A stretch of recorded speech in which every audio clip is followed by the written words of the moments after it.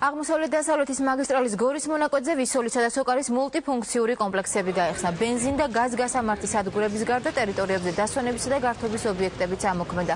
გორთან ცენტრალურ მაგისტრალზე პრეზიდენტმა 800 მეტრიანი საავტომობილო გვირაბიც გახსნა, რომელიც ჩქაროსნული გზატკეცილის სვენეთი-რუისის 15 კილომეტრიან მონაკვეთზე მდებარეობს. რა სამუშაოები ჩატარდა და რა მონაკვეთს მოიცავს გვირაბი, ამას ბექამ ჭედლიშვილი გვეტყვის.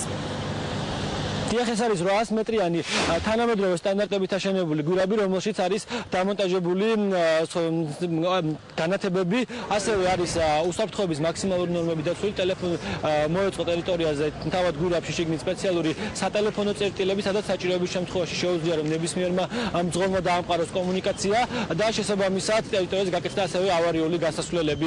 ამის გარდა გვირაბის გარდა ასევე ჩქაროსნულ მაგისტრალზე მოხდა 30 კილომეტრიანი გზის დაგება და გაკეთება თავიდან, ასევე აღსანიშნავია, რომ დღევანდელი ახალდაგებული გზა და ასევე გვირაბი საქართველოს პრეზიდენტმა მიხეილ სააკაშვილმა გახსნა. პრეზიდენტი თავდაპირველად მივიდა და აქ დასაქმებულ ადგილობრივ ადამიანებს გაესაუბრა და მათ მადლობა გადაუხადა იმ სამუშაოებისთვის, რომელიც მათ გვირაბის აშენებისთვის გაწიეს. ამის შემდეგ უკვე პრეზიდენტმა რეგიონალური განვითარებისა და ინფრასტრუქტურის მინისტრთან ერთად გაიარა სწორედ ეს ახლადაშენებული გვირაბი და ახლადაგებული გზა მთელი რამდენიმე წუთის განმავლობაში ისინი ავტომანქანით მგზავრობდნენ, მათ განიხილეს ის პროექტები, რომელიც ჩქაროსნულ ავტომაგისტრალზე არის დაგეგმილი და რომელიც უახლოეს მომავალში უნდა განხორციელდეს.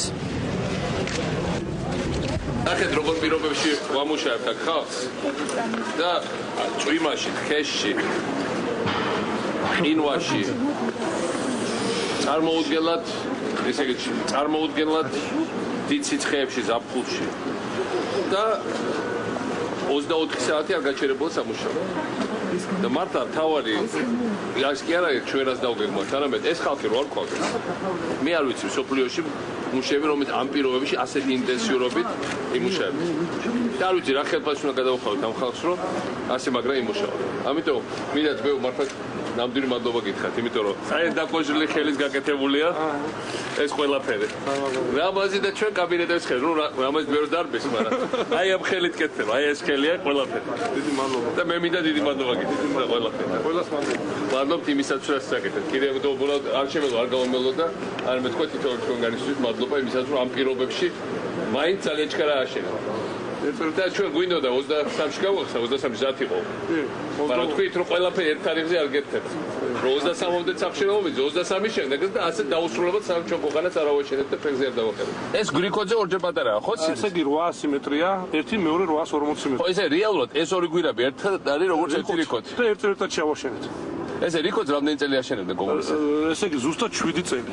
ესე იგი რაც 7 წელს აკეთებდნენ იმდენი რესურსები და ფულით, იმაზე ბევრად მოხდა რიკოდი რა აშენებული ხო, რას გავდა?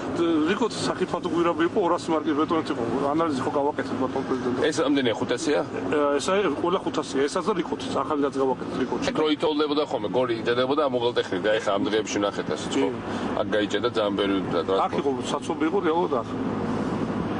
ესე პრაქტიკულად ამის გარდა რთული მონაკვეთი ბათუმამდე რომელი გვაქვს დარჩენა? ესე იგი ბათუმამდე ერთადერთი თითო რიკოდი, მაგრამ თითო რიკოდი. არა, მე ვლაპარაკობ თითო. ასეთი რთული უბანი არც ერთი არ იყო, არც ერთი.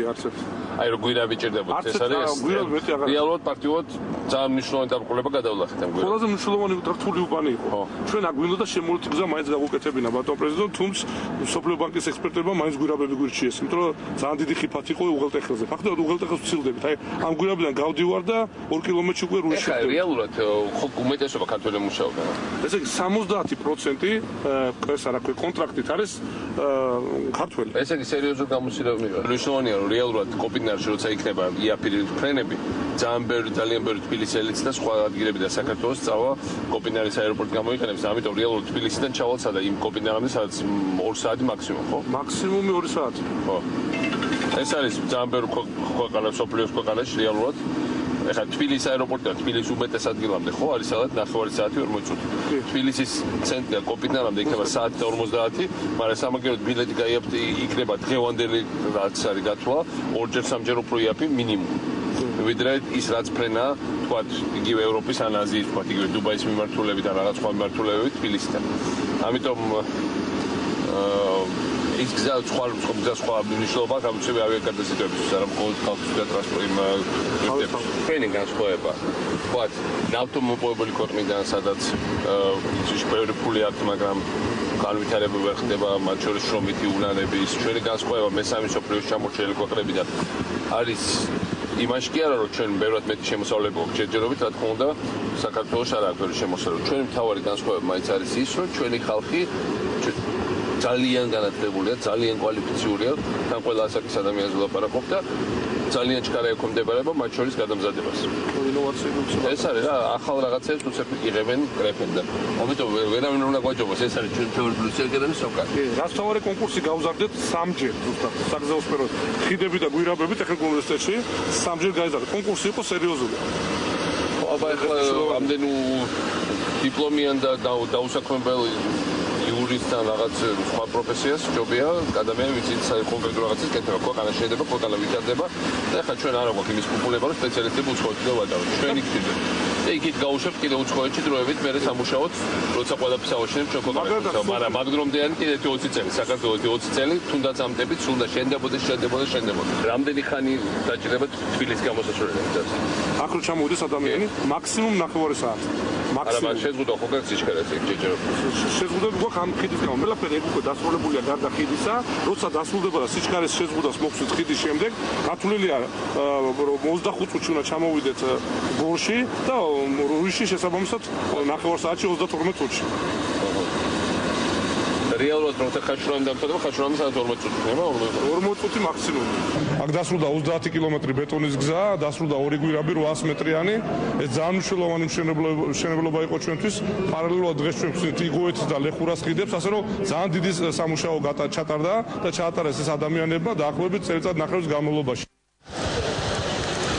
აღსანიშნავია, რომ ახალი გვირაბის გავლით საქართველოს პრეზიდენტი იმყოფებოდა დღეს ახალ მულტიფუნქციურ ცენტრში, რომელიც მიხეილ სააკაშვილმა გახსნა.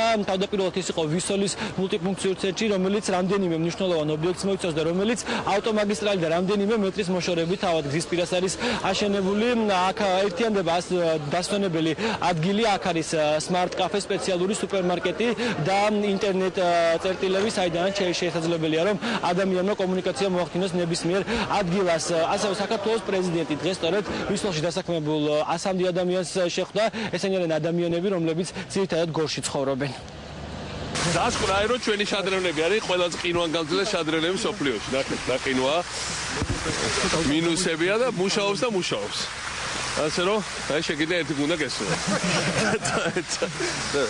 ყველა ცალ-ცალკე უნდა იყოს არქიტექტურული ქუნება. ჩვენ ვართ განსაკუთრებულად ლამაზი ქვეყანა, ამიტომ ჩვენ გვინდა განსაკუთრებული დონის არქიტექტურა რა. ჩვენ სხვათა შორის არაფერ არ უნდა გავაკეთოთ. მარტო ჯიხურები შუშარსთან უნდა დავხდეთ. ჩვენ 90-იან წლებში ჯიხურება წაგულეკეს, ხო ისე რაც. უნდა ყველაფერი რაც ის მომოდეს, უნდა იყოს აი სოფლიო კატალოგებში შესული. ოცნება ყველა მოგზაურის და ყველა ჩვენ რასაზე, იმიტომ რომ წარმოგიდგენთ 16 ადგილზე საქართველოში იქნება აი ესეთი ადგილები, სადაც დაჯდები როგორც შვეიცარიაში, ჰოლანდიაში, მე არ ვიცი, ამერიკის საუკეთესო ადგილებში, ყველგან ამერიკაში რა თქმა უნდა ასეთი არ არის. შენი ლეპტოპით მიიღებ ნებისმიერ ინფორმაციას, იმუშაებ, დაისვენებ და გააგრძელებ გზას. და ეს არის მართლა ამაზე ოცნება საერთოდ 2-3 წელი. შეიძლება ვიმეორებ რომ მართლა ოცნება არ შემოდა, მაგრამ რეალურად საქართველოს სწრაფი ტემპით ხდება ყველაზე ცივილიზებული ქვეყანა და არა მხოლოდ ამ რეგიონში.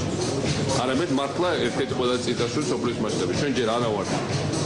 რა თქმა უნდა, მდიდრები, ჯერ კიდევ შემოსავლები გვაქვს ძალიან დაბალი, ჯერ კიდევ სოციალური ეკონომიკური პრობლემები გვაქვს ძალიან ბევრი, მაგრამ უკვე სტანდარტებს ვქნეს ისეც, რომ არ შეიძლება რომ ჩქარა არ განვითარდეს.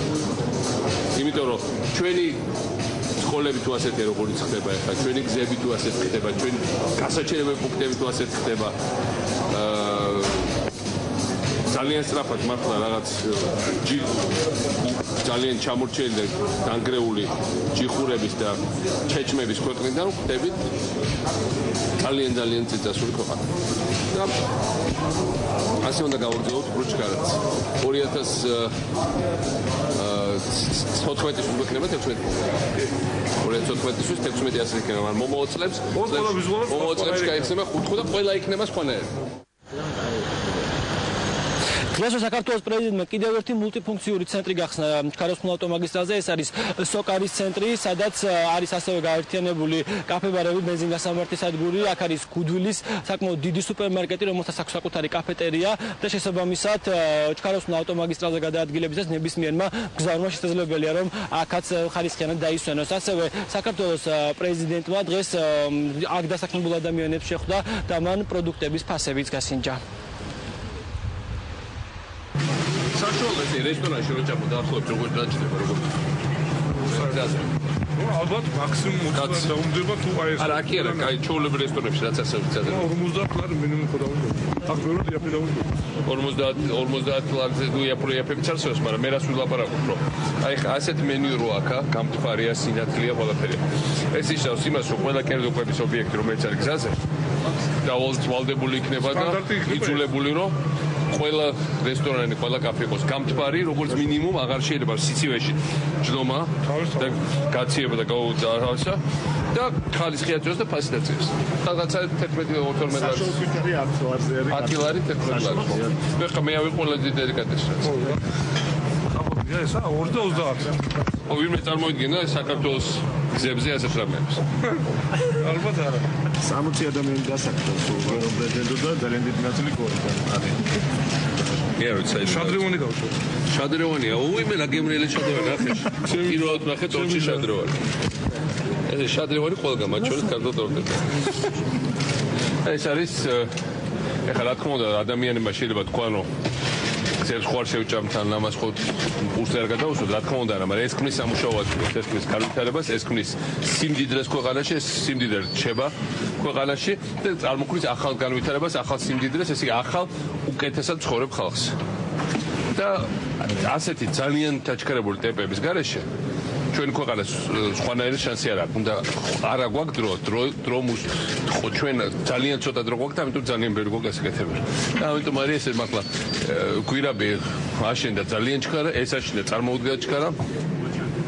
და მართლა შეიძლება რაღაც გინეს რეკორდებში შევიდეთ შენობის სიჩქარით. რა თქმა უნდა ვიღაცები იტყვიან რომ ალბათ უხარისხოთ არა რაღაცა ვიღაცება გლანძღონ, მაგრამ ვინც არ აკეთებს იმას ხარისხსაც ვერ დაუწურებენ. ვინც არ ქმნის და არ მუშაობს იმას შეცდომებში ვერ დაადანაშაულებენ და ეს მართლა რაც მოშექმნა, ეს არის მართლა შედევრები რა. ეს არ არის უბრალოდ ჩაოლებრივი მორიგი რაღაც შენობა. ეს არის უმაღლესი კლასის არქიტექტურული და საერთო ინფრასტრუქტურული შედევრი.